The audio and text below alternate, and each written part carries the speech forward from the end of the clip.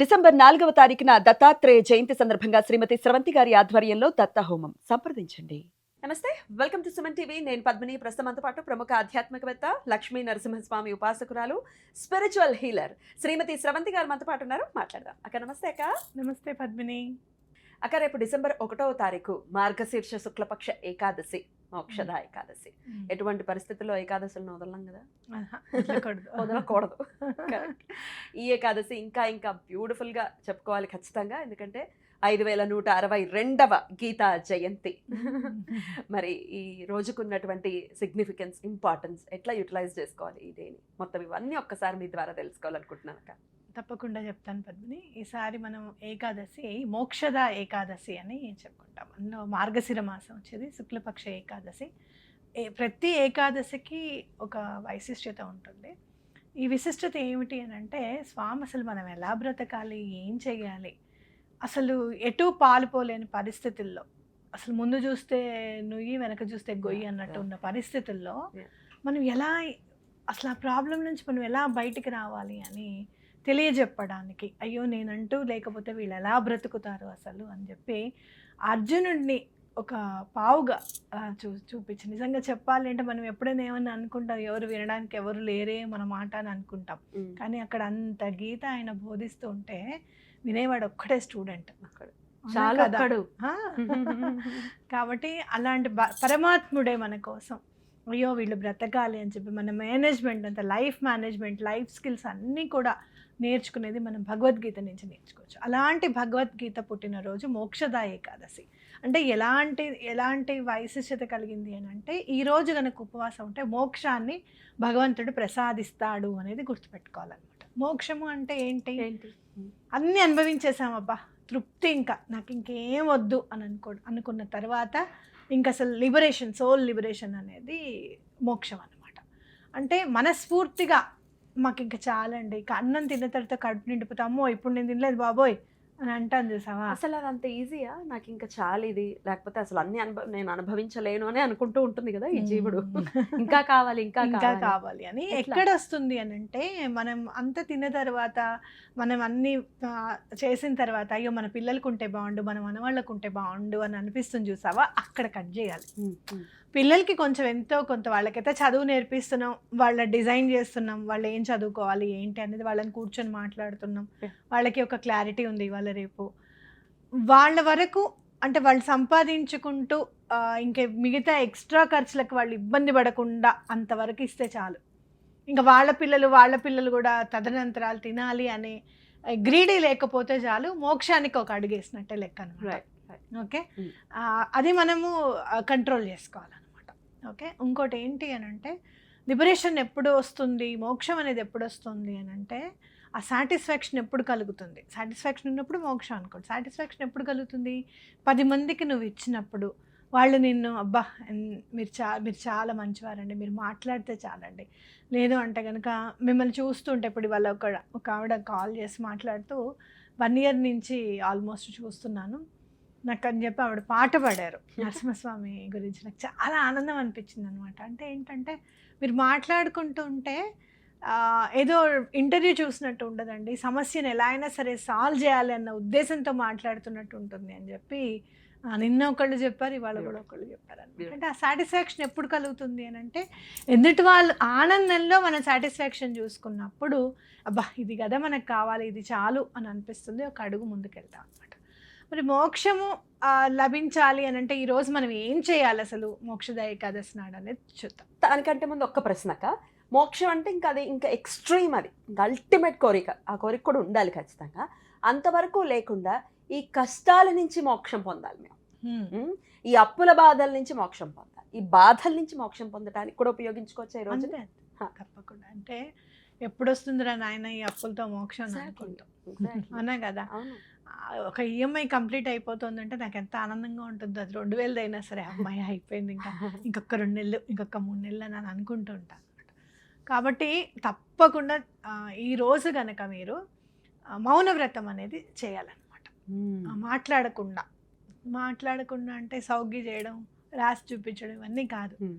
Concentration టోటల్గా భగవంతుడి మీద పెట్టినప్పుడు ఇవాళ నేను మాట్లాడను అని అనుకున్నప్పుడు అది చాలా మంచి జరుగుతుంది.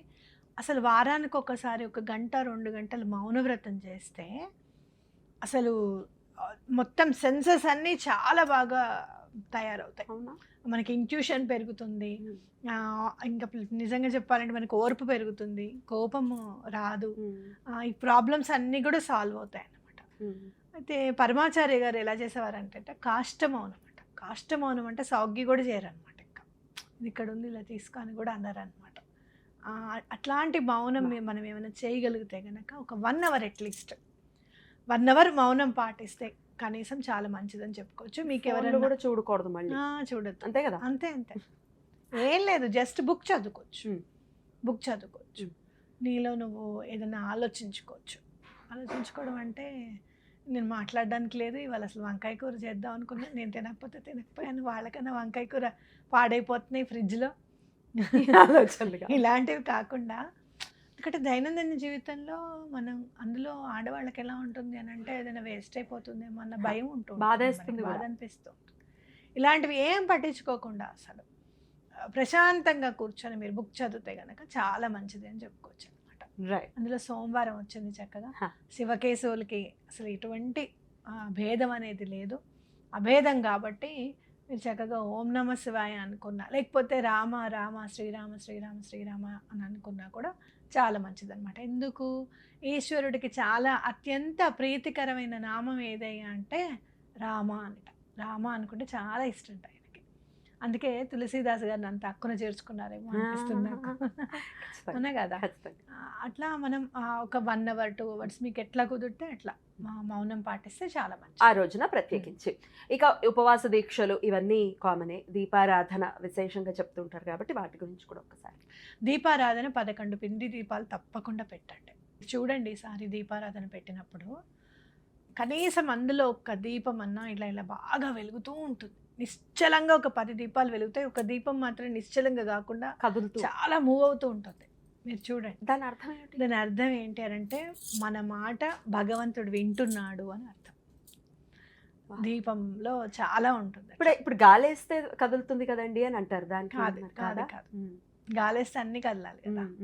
మీరు 11 దీపాలు పెట్టి ఒక దీపానికి మీ బాధ ఏంటో చెప్పుకోండి, అది స్వామి రూపంగా తలుచుకుని చెప్పుకోండి.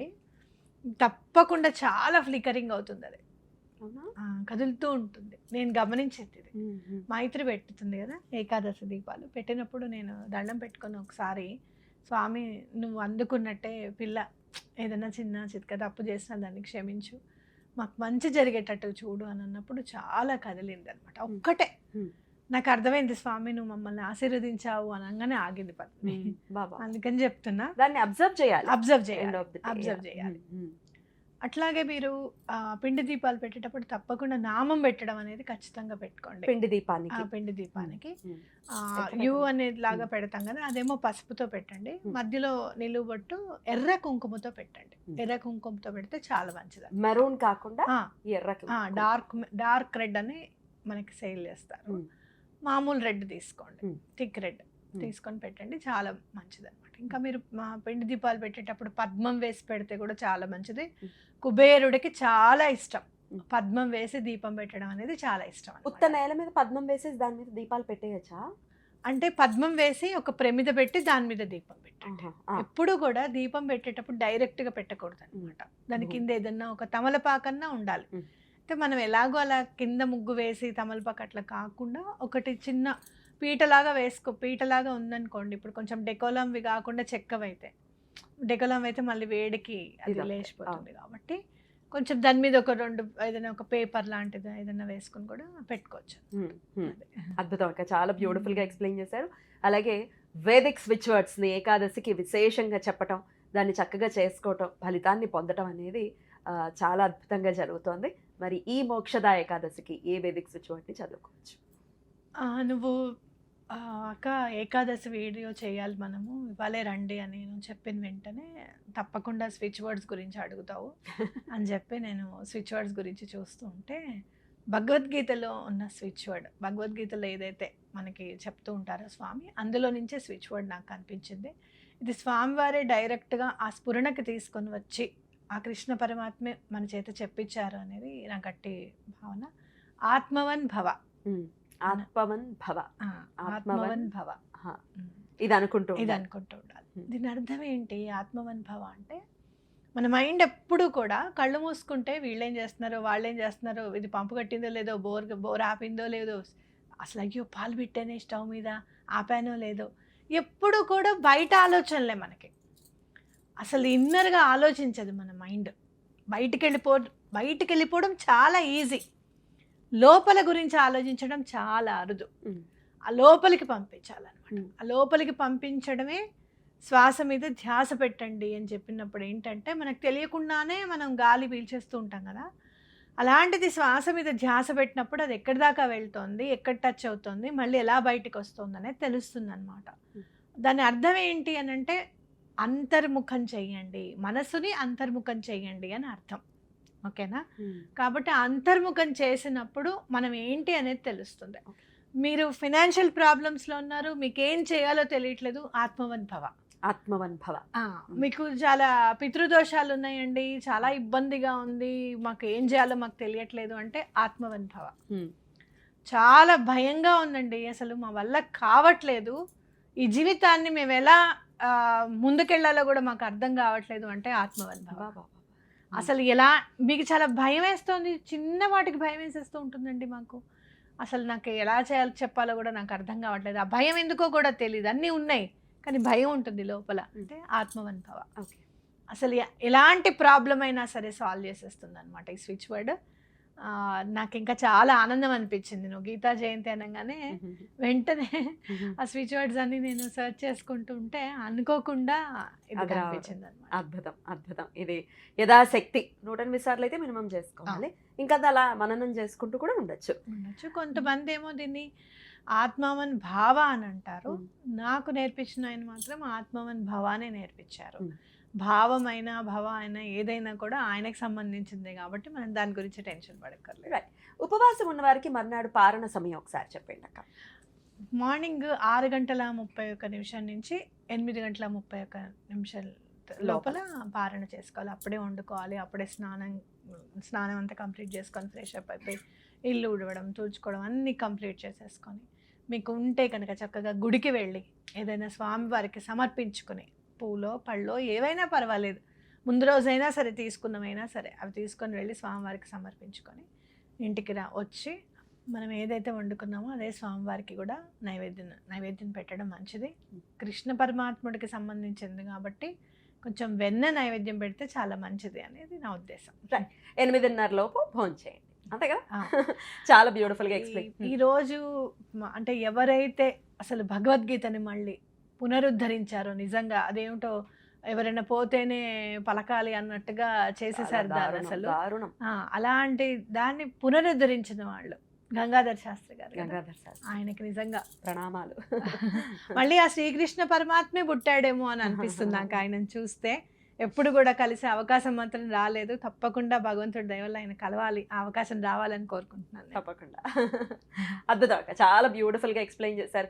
ఈ రోజున ప్రతి ఒక్కరు కూడా వినియోగించుకోవాలని సందర్భంగా మనవి చేస్తూ thank you so very much. ఎందుకంటే వెంటనే అక్క ఇది మనం మిస్ అవుతామేమో, మళ్ళీ రేపు శనివారము, శుక్రవారం మనం షూటింగ్ చేస్తున్నాం, శనివారం ఆదివారం షూటింగ్స్ ఉండవు, సోమవారమే అనగానే అడగగానే వచ్చారు.